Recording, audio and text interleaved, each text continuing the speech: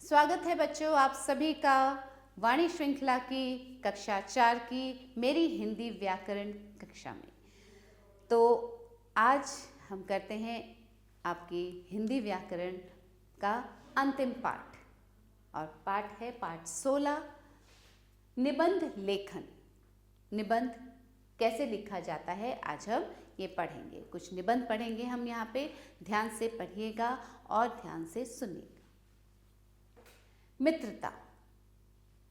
समाज में हर व्यक्ति के अलग अलग संबंध होते हैं। कुछ संबंध तो पारिवारिक होते हैं जो उसके जन्म के साथ ही जुड़ जाते हैं, जैसे भाई बहन, माता पिता आदि। जब बच्चा विद्यालय में पढ़ता है तो उसे अध्यापक तथा सहपाठी मिलते हैं।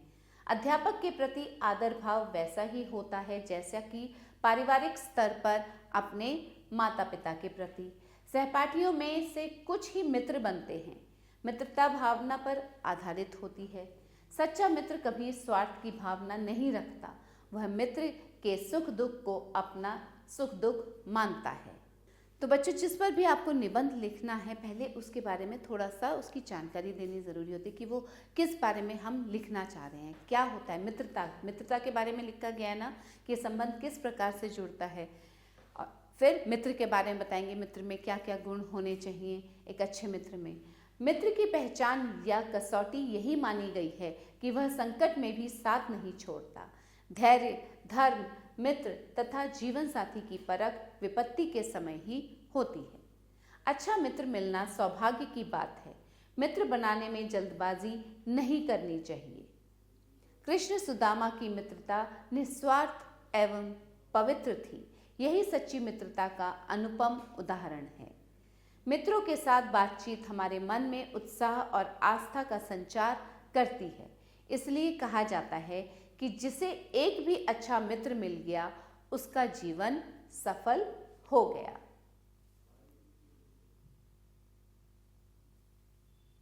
तो बच्चों, ये निबंध था मित्रता के बारे में। और देखिए इसका अंत कितने अच्छे से किया गया है। अंत में कितना अच्छा वाक्य लिखा गया है कि जिसे एक भी अच्छा मित्र मिल गया उसका जीवन सफल हो गया।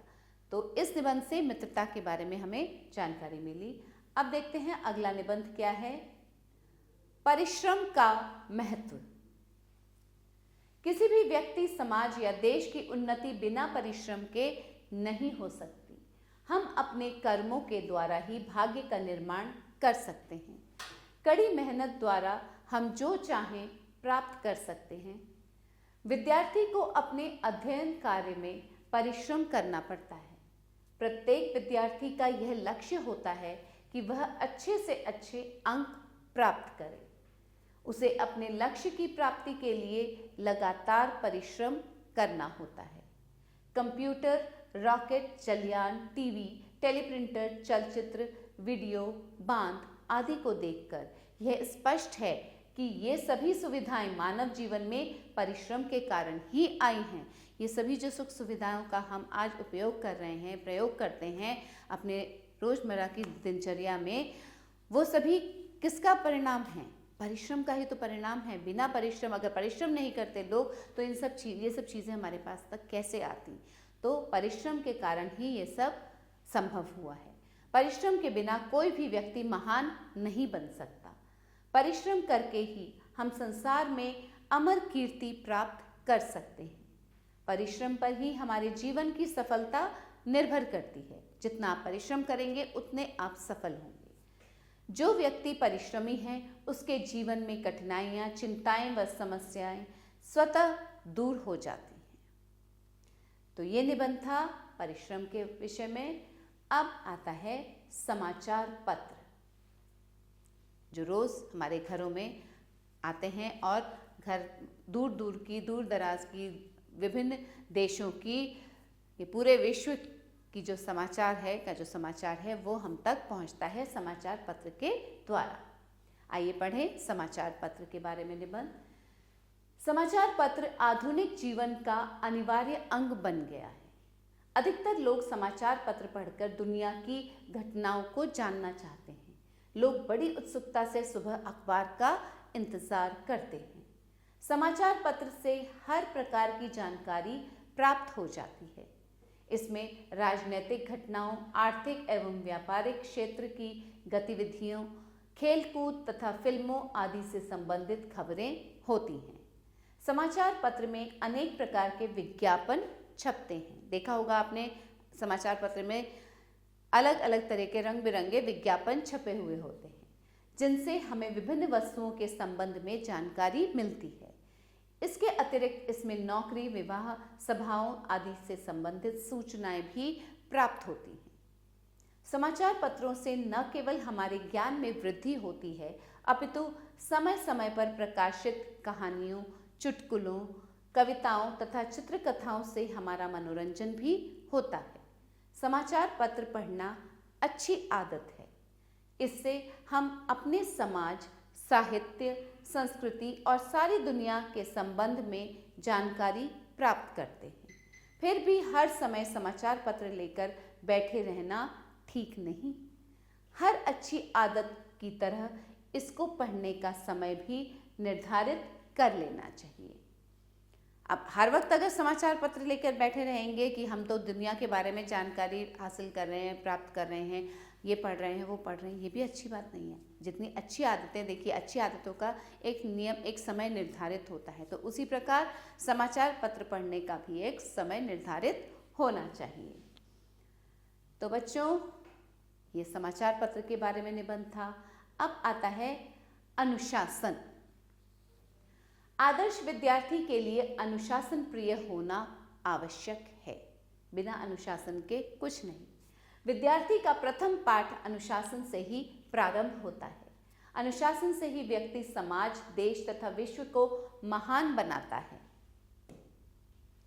अपने से बड़ों की आज्ञा मानना, समाज के नियमों को मानना तथा देश के कानून का पालन करना अनुशासन कहलाता है।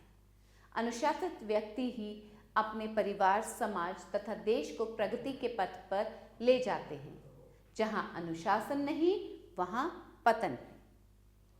एक राष्ट्र का निर्माण वृक्षों एवं इमारतों से नहीं, बल्कि उसके नागरिकों के चरित्र एवं अनुशासन से होता है।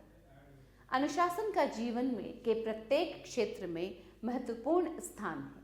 यह केवल विद्यालय तक ही सीमित नहीं है, अपितु इसकी आवश्यकता सभी स्थानों पर होती है। अनुशासन छात्रों की प्राण वायु है। कक्षा में अनुशासनहीनता होने पर न शिक्षक पढ़ा सकता है और न ही विद्यार्थी पढ़ सकता है। देखिए, जिस कक्षा में, जिस विद्यालय में जहाँ अनुशासन नहीं होगा, वहाँ जो पढ़ने जाते हैं, बच्चे पढ़ने जाते हैं, वो न तो पढ़ पाएंगे अच्छे से और न ही जो शिक्षक हैं वो उनको पढ़ा पाएंगे। विद्यार्थियों के संस्कारों में अनुशासन की भावना सम्मिलित होनी चाहिए। कक्षा से बाहर भी विद्यालय में अनुशासन बहुत महत्वपूर्ण है।